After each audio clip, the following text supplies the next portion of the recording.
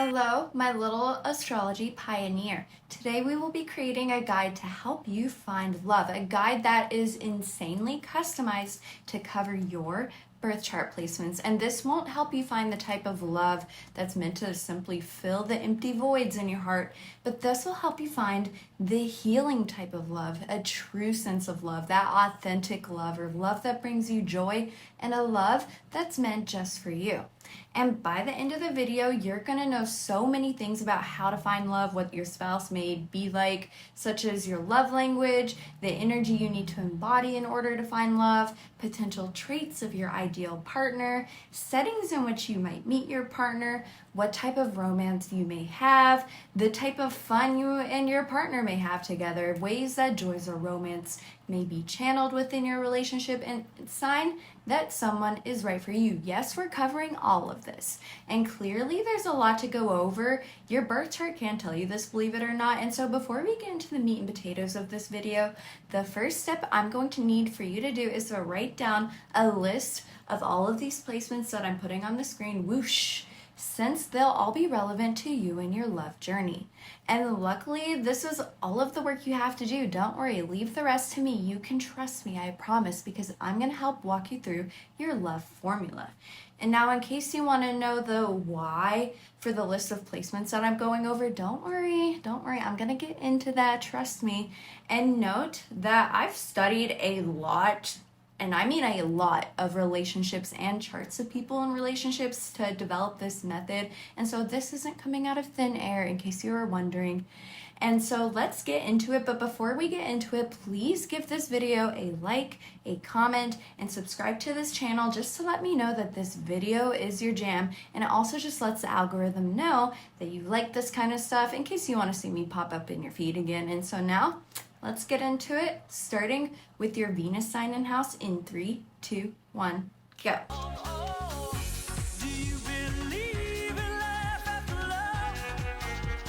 Think of Venus as your personal love magnet. It's not about who you want, but how you give love, what genuinely makes you happy, and the vibe you need to put out there to draw love in. It's about what you need to embody within yourself in order to create it externally.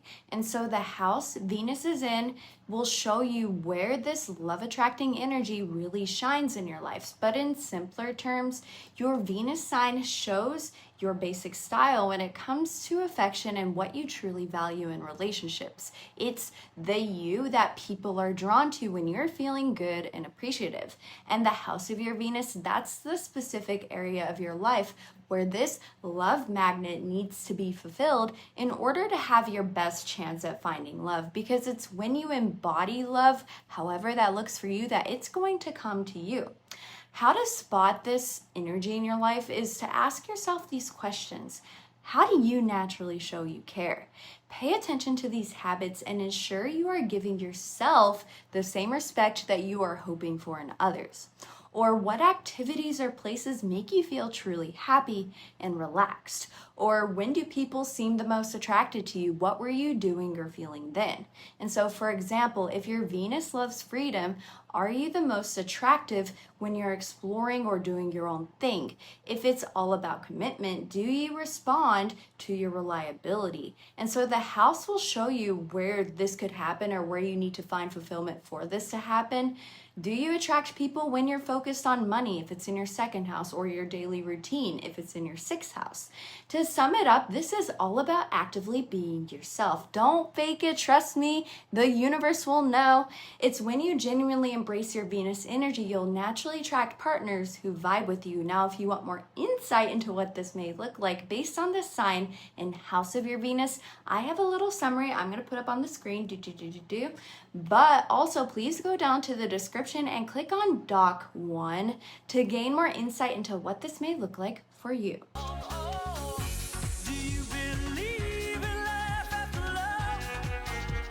Now, the seventh house is all about partnerships, marriage, and one on one relationships. The sign on its edge are called your descendant, and the sign of its ruling planet, you got to look at both, will give you awesome hints about the types of partners you attract and where you might meet them. It's like your chart is showing you the kind of energy you pull into the closest connections, often mirroring your core self, which is marked by your ascendant.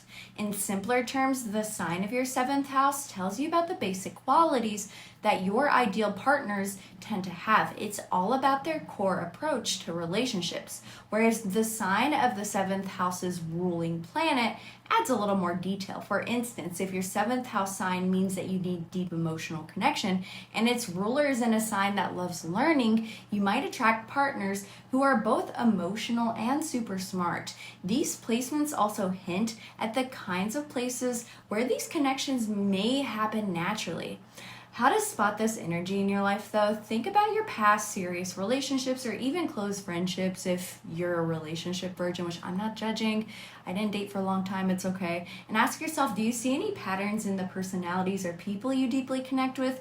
Do they often share a certain personality trait or way of living? Like, are you always drawn to super independent people or maybe those who are very nurturing? And where have you met these people? In structured environments or in more unexpected places?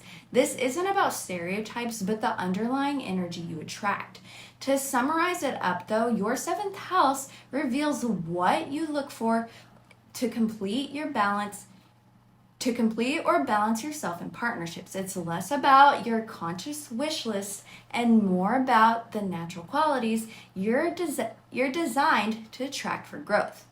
Now, if you want more insight into what this may look like, I have a summary on the screen based on your placements, but please also go down to the description and click on Doc 2 to gain more insight into what this may look like for you.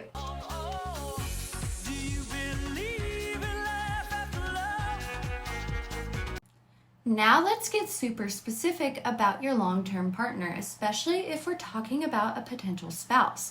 The planet that rules your seventh house, or the one that rules the cusp of your seventh house, and any planets actually inside your seventh house give amazing insights into the potential traits and core energy of your spouse or most significant partners in life. This describes their true nature and the main qualities they may bring to the relationship.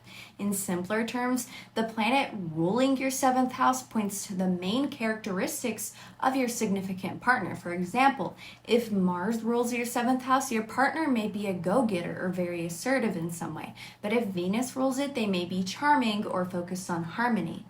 Any planets in the seventh house will add their own flavor. Maybe the sun here might mean that your partner has strong leadership qualities. A moon might indicate someone who's very nurturing. These planets don't just describe them, they describe the energies that contribute to the partnership as well.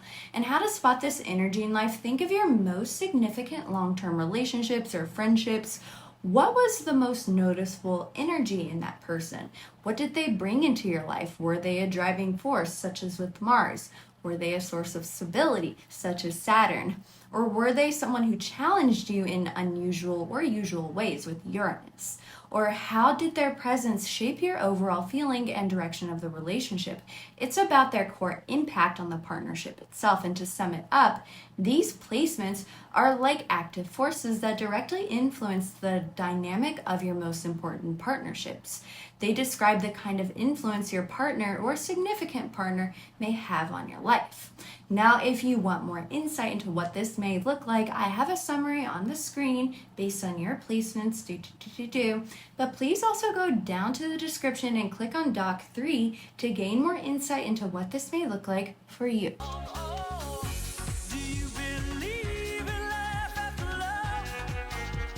Now, while the seventh house sign gave us general meeting settings or gave us like general traits of your partners, the house where your seventh house ruler is located gives you even more specific clues about the setting or life areas where you're most likely to meet your significant partner. And this is accurate for me without fail. It literally points to the area of life where that deep connection is most likely to bloom. In simpler terms, the house where your seventh house ruler sits tells you the specific environment, activity, or life focus where you're most likely to meet someone you'll have a serious long-term relationship with. For instance, if your seventh house ruler is in your 10th house, you might meet them through career or in a public professional setting. But if it's in your third house, it could be through local community events, some environment where you're learning, or communication-based activities. How you can spot this area of your life is think about where you spend your time, what you're passionate about, and what areas of life feel the most active or fulfilling right now. But also think about the house where that ruler is and think of settings where you go that align with that setting. And so have you noticed a pattern of meeting interesting people in specific contexts, even if they weren't the one? This placement offers a targeted area to explore in case you want to find a spouse. It's about being present and open in those specific life domains. To summarize it, this placement offers really practical guidance, and instead of waiting around for your spouse, you can actively jump into activities or environments linked to this house, knowing it's a prime spot for meeting someone special. And now, if you want more insight into what this may look like, I have a summary on the screen based on your placements, but please also go down to the description and click on Doc 5 to gain more insight into what this may look like for you.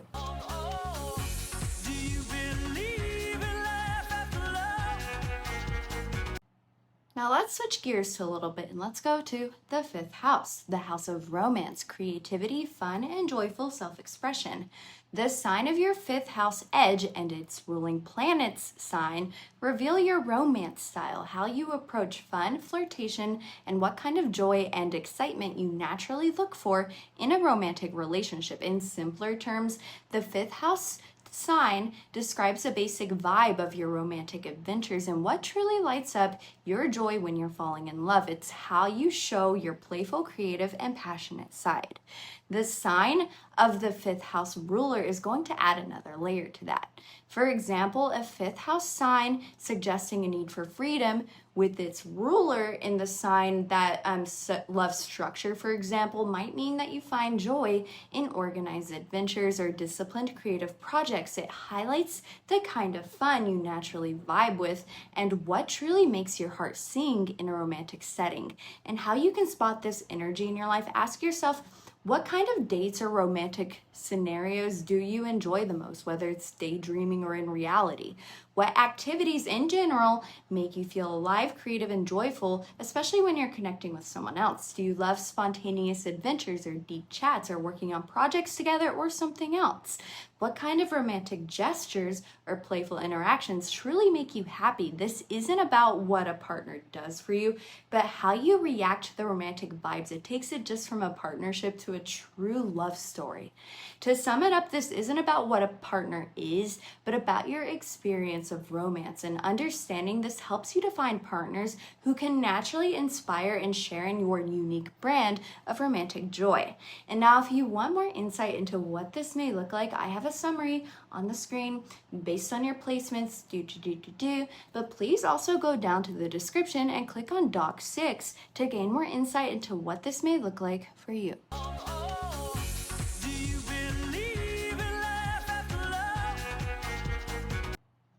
Just like with the seventh house, the ruling planet of your fifth house and any planets inside your fifth house offer insights into the specific energies a romantic partner, like a spouse or husband, wife, whatever you want to call them, might bring into your love life and the feelings they might inspire in you regarding joy, fun, and creativity.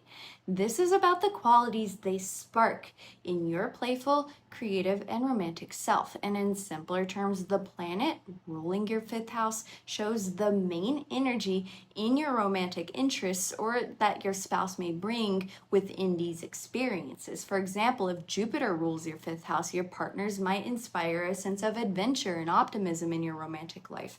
And if Saturn rules it, they may bring a sense of structure or stability to your sense of fun. And so any planets within your fifth house as well is going to add to this, describing specific qualities or influences they have. They describe the kind of inspiration that these energies offer in your romantic life. Do they make more adventurous, more grounded, or more curious types of energies? And how to spot this in your life?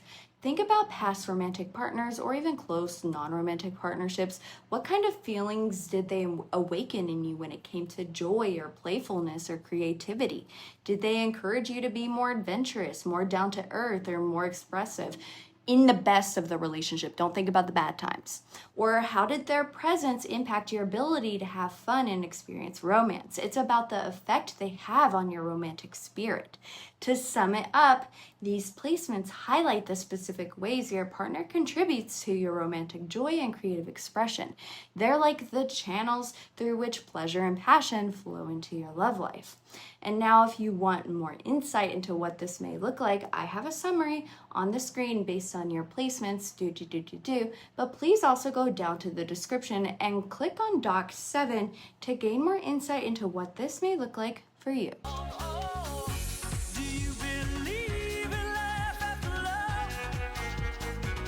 Now, finally, let's look at the house where your fifth house ruler is located. This tells us the specific life areas or activities through which joy, pleasure, and romance, hint, hint, are most likely to flow within your life or your relationships. It can also give you important clues or signs that you're with the right person, because these are the avenues where your shared happiness and romantic fulfillment will naturally blossom. In simpler terms, this placement describes the main context or area of life where your romantic connection will find its deepest joy and most fulfilling expression.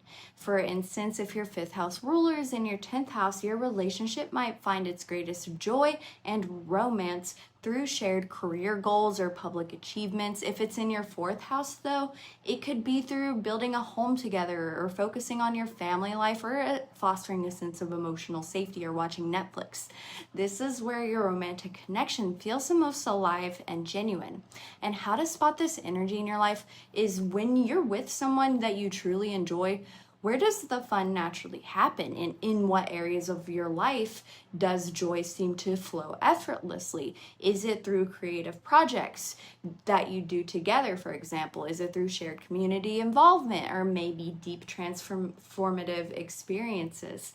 A big sign that they're the right person is often that they naturally make these specific types of joyful and romantic experiences happen for you. It's not going to be forced. It's about feeling like your joy and romance have a natural home within the relationship. To sum it up, this highlights the practical ways joy and romance can show up in committed partnerships. It shows where your shared happiness finds its expression and your clear indicators of a deeply compatible and fulfilling romantic connection. Now, if you want more insight into what this may look like, I have a summary on the screen based on your placements, but please also go down to the description and click on Doc 8 to gain more insight into what this may look like for you.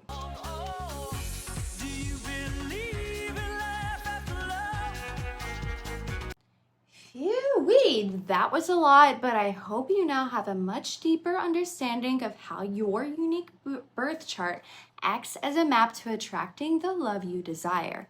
Remember, this isn't about like a rigid destiny though, but it's about understanding your energetic blueprint so you can embody the qualities that magnetize your ideal partner. You can look at your chart, identify these placements, and start noticing how these themes play out in your life. Which of these themes resonated the most with you, or what do you need more clarity on? Let me know in the comments below. And once again, don't forget to like this video, subscribe for more astrological insights, Hit the notification bell if you want as well, so you don't miss out on our next deep dive. And until next time, keep shining your unique light. Wee! And let this journey to love be one of fun, where you don't only find love, but you find love within yourself.